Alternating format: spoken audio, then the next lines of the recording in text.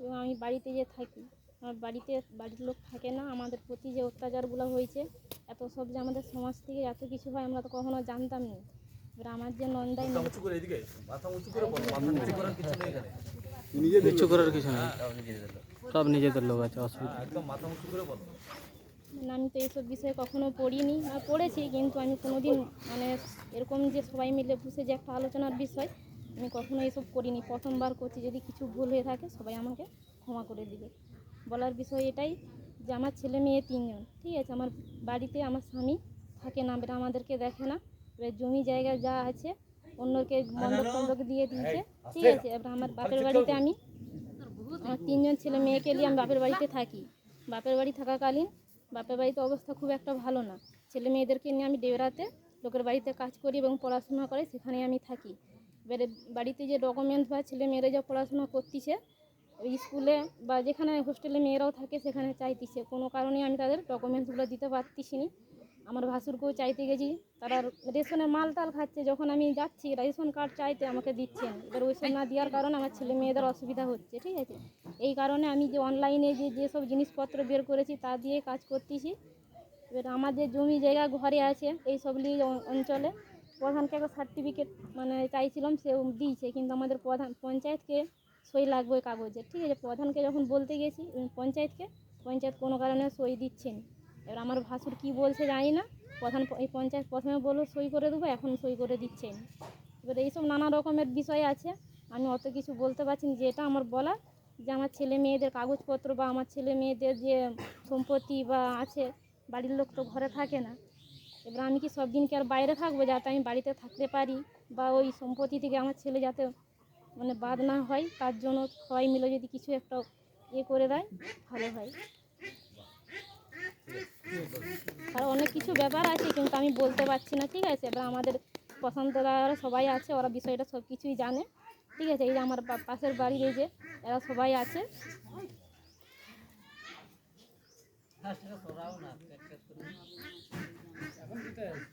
এখন আমরা ডেবরাতে থাকি, ছেলে মেয়েরা ওখানে স্কুলে পড়াশোনা করে। ওখানে বাপের বাড়িতে থাকি রঘুনাথপুরে।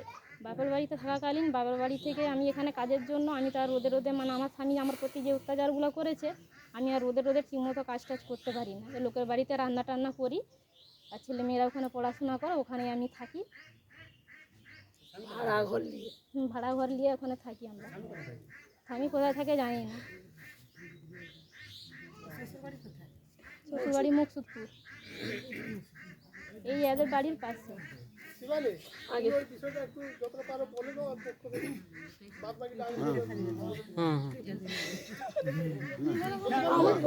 একটু উঠে বলে দাও, কিছু হবে না, কোনো অসুবিধা নেই। বসে গেছে, কথা তো বলতে হবে। বলো একটু সামনে জানে বেশি করে। হ্যাঁ, এদিকে ঘুরে। আচ্ছা এই শিবানীর পরিচয়টা একটু জেনে নাও। যে ভারতবর্ষের একটা প্রান্তে ডিউটিতে কর্মরত একজন আর্মি, আমাদের ভরত সিং এর স্ত্রী, না ভগীরথের স্ত্রী। তার স্বামী হচ্ছে আর্মিতে কাজ করছে, সিআরপি সমাজের এই নেতাদের সংস্পর্শে এসে সমাজ সেবার কাজে যুক্ত হয়েছে, ঠিক আছে। সবাইকে জোহার জানাই, নমস্কার জানাই। আমাদের বাড়ির পাশে কেশব সিংয়ের স্ত্রী হলো পিঙ্কি সিং। এর মূল বক্তব্য এরা স্বামী এরা আমার বিয়ে আজ 12 বছর, এখানে এসে দেখতেছি এরা বিয়েটা করে নিচ্ছে তার আগে। এমনকি ছেলে মেয়ে 3 জন হয়ে গেছে। হওয়ার পর এরা বেশ ব্যবসা বাণিজ্য অনেক কিছুই করছে। কেশব সিং ভালো জিনিস সংসার করে। হঠাৎ জানা গেল যে এদের মধ্যে ঝগড়াঝাঁটি হয়ে পিঙ্কি বাপের বাড়ি চলে যায়। কোনো কারণে স্বামী স্ত্রীর মধ্যে ঝগড়াঝাঁটি হয়ে বাপের বাড়ি চলে যায়। বাপের বাড়ি যা চলে গেছে বেশি দিন হয়নি, তার মধ্যে কেশব সিং ঘুরে আবার অন্য একজনকে বিয়ে করে বাড়ি নিয়ে চলে আসে। পিঙ্কি বাপের বাড়িতে একটা মেয়ে বাপের বাড়িতে কদিন থাকবে, নিজে তাকে কর্মরত করে তার 3-3টে ছেলে মেয়ে আছে। তার জন্য সে ডেবরায় ভাড়া বাড়িতে সেখানে কাজ করে, এমনকি ছেলে মেয়েদেরকে সেখানে স্কুলে ভর্তি করছে। এইবারে কেশব সিংয়ের একটা স্ত্রী হচ্ছে নি, 2টো হচ্ছে নি, এই করে মনে হয় 5-5টা আর কি মেয়ে পাল্টানো হয়ে গেছে। পাঁচ থেকে 6টা মেয়ে পাল্টানো হয়ে গেছে, এখনো মনে হয় চলছে। ঠিক আছে, কেশব সিং এর আজ মনে হয় 5-6টা পেরিয়ে গেছে মহিলা পাল্টানো, আরও কটা হবে বলতে পারছি না। তো এই হিসেবে পিঙ্কি পরে পরে বাড়ি আসে, এসে দেখা গেল যে তার জমিন সম্পত্তি অনেক আছে, কিন্তু সবই কেশব ভেতরে ভেতরে বন্ধক দিয়ে দিয়েছে। ঠিক আছে, তো এখন ছেলেমেয়েরা বড় হয়েছে, সে আমাদের কাছে আবেদন করছে যে আমার যেন আর কি অধিকারটা আমাকে এখানে থাকার সুযোগটা পায়, সম্পত্তির অধিকারটা পায়, সে যেন তার বাড়িতে নিজে থাকার অধিকারটা ফিরে পায়। তার জন্যই সে আমাদের এখানে দ্বারস্থ হয়েছে। আমরা সেটা নিয়েই আজকে আলোচনা করব। ঠিক আছে, এই ছেলে মেয়ে নাকি ছেলে মেয়ে বলছে? হ্যাঁ, ছেলে মেয়ে এই যে 3জন, এক ছেলে আর 2 মেয়ে। আচ্ছা চলে আসো এখানে সামনে। প্রধান সাহেব বাদলদা, আমাদের প্রধান সাহেব হরিমন্দির যে হেডমাস্টারকে ফোন করে বলেছে ওদেরকে অ্যাডমিশন নিয়ে যার সার্টিফিকেট দিয়ে আর আমি মানে আপনার এক ছেলে আর 2 মেয়ে নাকি? আচ্ছা আচ্ছা, ও, ঠিক আছে ঠিক আছে, এইখানে বসো বসো। ভাই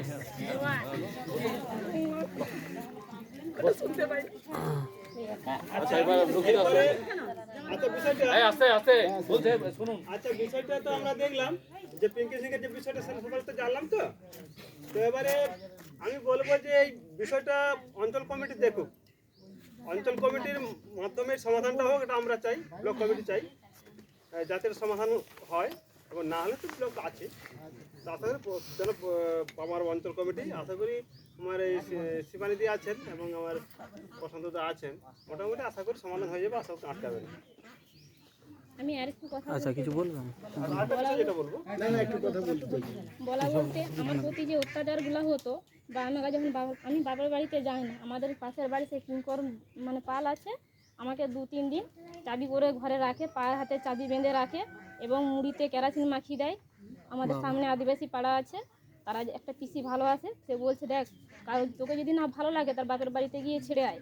এবং কি আমার শাশুড়িও থাকে, আমার শাশুড়ি আমরা কাকুকে ঘর থেকে বেরোতে দেয়নি, চাবি করে রাখছে। এমনকি আমার মেয়েরাও, আমার ছেলে হোস্টেলে থাকতো মুর্শিদপুরে, আমার মেয়েরা ঘরে থাকতো, তখন আর একটু ছোটো, তাদের কাকুকে ঘর থেকে বেরোতে দেয়নি। আমি যখন এই পিসিটাকে বলি পিসি আর যা হোক করে আমার বাবার বাড়িতে খবর দাও, যখন সেই পিসিটাও আসে, পিসিটাকে উল্টাপাল্টা কাঁচা খিস্তি মারে। এবং আমার ভাসুর যে সুবল সিং আছে, সেও একজন এইসব মানে আমাদের যে মুন্ডা সমাজের, সেও একজন মানে এইসব বিষয়ে কাজ করে, কিন্তু সেও কোনোদিন একটা প্রতিবাদ করেনি। 3 দিন ধরে আমাকে চাবি করে রাখছে ঘরে, ভাতে বা মুড়িতে কেরাসিন মাখিয়ে এ করে। ঠিক আছে, কোনোদিন একটা প্রতিবাদ করেনি। এমনকি আমাদের দেবরাতে যে মুন্ডা সমাজ হয়, আমার বাড়ির লোক এরকম বদমাশি করে, বাড়ির লোক বদমাশি করে। আমি অনেকবার রাত্রিবেলা যখন মারধর করে, ছেলেমেয়েরা তো ঘুমিয়ে যায় ছোটো, এবার আমার শাশুড়িকে যদি কিছু বলে, আমার শাশুড়ি আমাকে ভালোবাসতো এবং আমার শ্বশুর আমাকে ভালোবাসতো। আমার শাশুড়ি শ্বশুর থাকলে হয়তো এত কিছু হতো না, কিন্তু তারা মারা যাওয়ার পরে আমার প্রতি এই অত্যাচারগুলো বেশি হচ্ছে। আগেও হয়েছে, না নয়, কিন্তু এখন অত্যাচারগুলো যেন বেশি, অনেক বেশি হচ্ছে। কিন্তু আমার ভাসুর তাকে যখনই মারধর করে, তাকে আমি ডাকতে যাই রাত্রি 12টা-1টার সময়, গিয়ে ডাকি, এইদিকে ক্যামেরার দিকে তাকে আমি গিয়ে ডাকি যে সেইদা আর তোমার ভাই এসছে, এরকম রাত্রি 12টা-1টার সময় এসছে, মারধর করতিছে। দিয়ে বলছে বৌমা তুমি চলো, বলতিছে তুমি বৌমা চলো আমি যাচ্ছি, বলে দিয়ে আমরাকে আগিয়ে দিয়ে আমি যখন ঘরকে আসবো, তার ভাই আবার মারবে আমাকে, কিন্তু সে ঘরে চাবি লাগিয়ে দিয়ে ঘুমিয়ে যাবে। বলছে চলো যাচ্ছি বৌমা, দিয়ে ঘরে চাবি লাগিয়ে দিয়ে ঘুমিয়ে যাবে। এরকম করে মানে প্রায় দিনই তাকে বলি, কোনোদিন একটা প্রতিবাদও করেনি। আবার আমার বড় ননদ আছে প্রফুল্ল সিং বা ললিতা সিং, তারাকে যখন বলি দিদি তোমার ভাই এরকম এরকম করতেছে দিনের পর দিন, এগুলো কি তোমরা কি কোনো প্রতিবাদ করবে নি? বলছে যে আমার ভাই যেরকম বদমাশি করে কি প্রমাণ আছে? অথচ অনেক জায়গায় ধরা পড়েছে। আমার ছেলে তখন 1.5 বছরের সাঁকোটি থেকে ছাড়িয়ে নিয়ে গেছি, ওগড়াইও বদমাশি করছে। ঠিক আছে, অনেক জায়গায় কি এরকম ছাড়িয়ে নিয়ে আসা হয়েছে, কিন্তু আমার ননদরা বলতেছে আমার ভাই যেরকম করছে, এত কিছু হওয়ার পরেও তাই বলছে আমার ভাই যেরকম বদমাশি করছে কি প্রমাণ আছে? ঠিক আছে, তারপরে আমি একা, ওরা সবাই। এবার তখন তো পাড়ায়, আমাদের পাড়া কী জিনিস আমি জানতাম নি, কেন আমরা ঘরের বউরি ঘরেই কাজ করতাম, কোনোদিন কারো পাড়া টাড়া আমরাকে যেতে দিত নি, কারোর সাথে অত মিশতাম নি, তাই বাইরের জগৎটা আমরা জানতাম না। ঠিক আছে, এই কারণে বারবার যে অত্যাচার করে ওরাকে বললো, ওরা কোনো দিন কিছু বলেনি। তো আমার বড় ননদকে যখন বলি, তারপরে একদিন রাত্রিবেলা ঘর আসছে, তখন একটা জিও ফোন থাকে, যে সেই যে মেয়েটার সাথে সম্পর্ক ছিল, সেই মেয়েটার সঙ্গে মানে একটা যেভাবে মিলামিশা বা নানা রকমের চিপে সব লোড করা ছিল। আমি তো ফোন হাঁটতে জানিনি, সেদিন কি মনে হলো দেখি ফোনটা খুলতে পারিনি, খুলছি দেখি না একটা চিপ আছে। চিপটা আমি বের করছি, দিয়ে পাশের একটা আদিবাসী ঘর আছে, তারা এখানে এই পাঁশকুড়াতে কাজে যাবে, তাদের কাছে গিয়ে বলছি দিদি আর এরকম কী ব্যাপার এই করো না, দেখো একটা ভাগনা ছিল তাকে ডাকলাম, যে তাদের ফোনে চিপটা পরিয়ে দেখলাম অনেক কিছু খারাপ খারাপ নোংরা জিনিস আছে, যে দিদিরাকে দেখাইলাম। তারপর আমাদের সেলফের গ্রুপের যে মেয়েরা তাদেরকেও আমি দেখিয়েছি। আমি বলছি জানো, আর আমার ননদরা তোমার যে বক্তব্যটা সঠিক হচ্ছে, কিন্তু তুমি তো বলতে এমন একটা জায়গায় বলছো আর কি, সমাজের নেতারা আছে, তুমি এই দিকটা বলো, এটাতে এই পাশটাই বলো, করবে কোথায়? সবাই দেখবে ভিডিওটা। হ্যাঁ, দিয়ে তাকে যখন বলি, দিয়ে বলছে কি প্রমাণ আছে, যখন বলছে আমি ওই চিপটা পেয়েছি। চিপে অনেক কিছু থাকে, নোংরা অনেক কিছু জিনিসই ছিল। এবার আমাদের সেলফের গ্রুপের যে মেয়েরা তাদের সবাইকে আমি দেখিয়েছি। এবং এমনকি ললিতা সিং আছে যে আমার ননদ, তার বৌমাকেও আমি দেখিয়েছি। সে আমাদের গ্রুপের মেয়ে, কিন্তু তার সাউরি কী বলেছে সে কোনোদিন কাউকে কিছু বলেনি। এবং উর্মিলা সিং টিং আছে আমাদের মানে সব পাশে গ্রুপে একসঙ্গে টাকা জমা দিতে আসি তো, তারাকে আমি দেখিয়েছি। এবার তারাও বলছে যে তোমার ভাইয়ের দোষটা তুমি দেখছো নি, মেয়েটাকে এরকম করে নির্যাতন করছি, তোমরা প্রতিবাদ করতেছ নি। যে একদিন বড় ননদের বাড়িতে যখন বলতে যাই, তখন আমাকে বড় ননদের বাড়িতে ওর বাবা মানে কেশব সিং, ও বলে তুই এখানে বলতে আসু, দিয়ে আমাকে ওখানে প্রচুর মারধর করে, মানে যেরকম সে বল শটের মতন মারতিছে। আমার বড় ননদ দাঁড়িয়ে দাঁড়িয়ে দেখতিছে, এবং আমার ভাসু সুবল সিং সেও একটা কোনো প্রতিবাদ করেনি, সেও দেখতিছে, বলে আরও মার বলতিছে। এবং বান দিয়ে যারা বালি বয়ে কালার গাড়িতে, তারা বলে বউটাকে মেরে দিচ্ছে, তোরা কিছু বলতিস না। যখন ওরা নেমে যাচ্ছে, ওদেরকে উল্টা পাল্টা কাঁচা খিস্তি মারতিছে, তোর কে হয়, নানা রকমের ছোটো মানে ভাষা বলতিছে। তারা আর আসেনি। তারপর ওই দিনটা হয়ে গেল, যেদিন চাবি বেঁধে রাখে 3 দিন, সেদিনটাই মানে বৃষ্টি হচ্ছে, আমাদের রাত্রিবেলা সে মাথা সালে ভজালু নিয়ে ঘুমিয়েছে, যে আমি যদি কোনো কিছু বদমাশি করি বা কোনো রকম যদি পালানোর চেষ্টা করি, চাবি তো লুকিয়ে রেখে দিয়েছে, কিন্তু আমি যদি কোনো রকম বদমাশি করি ওই ভজালু ঢুকিয়ে মেরে দিবে। ওই কারণে যেরকমভাবে রাখছে সেভাবেই আছি, চাবি লাগানো অবস্থায় ঘুমিয়ে আছি। তারপরের দিন এই পাশের যে আদিবাসী পাড়ার যে পিসিটা, আমি বলি পিসি আমি এরকম বাথরুম যাবো, বলছে এখানেই বাথরুম কর। সেই হাঁড়ি টাড়ি এনে দিচ্ছে, বলে এখানেই বাথরুম কর, কোথাও যাওয়া হবে না, বাপের বাড়ি যাওয়া হবে না, এরকম বলে দিয়ে চাবিটা যে ঢিলাভাবে লাগানো আছে আমি নিজে তো বুঝতে পারিনি। যে স্নান করার নাম করে যখন মানে এরকম পাকে এক জায়গায় জড়ো করছি, তখন দেখছি না চাবিটা না খুলে যাচ্ছে। আমি বলি এখানে যদি রাত্রিবেলা করি হয়তো কোনো রকম বেরাতে পারলাম নি, তখন সে জানতে পেরে যায়, তখন আমাকে মারবে। তখন কিছু বলিনি, দিয়ে সকালবেলায় দরজা খুলেনি। ওরকম অবস্থায় আমি বেরিয়েছি, আমি বলি স্নান করতে যাবো, ছাড়বে নি কিছু। দিয়ে পিসিরা বলতেছে সে স্নান করবে, বাথরুম যাবে, তাকে ছাড়েনি। দিয়ে বাইরে একটা পেয়ারা গাছ ছিল, সেখানে যে দাঁড়িয়েছি, পাটা কেমন যা জড়ো করছি, চাবিটা দেখছি না পায়ের গলে গেছে, হাতে মানে হাতে চাবি লাগানো আছে, কিন্তু পায়ের চাবিটা খুলে গেছে।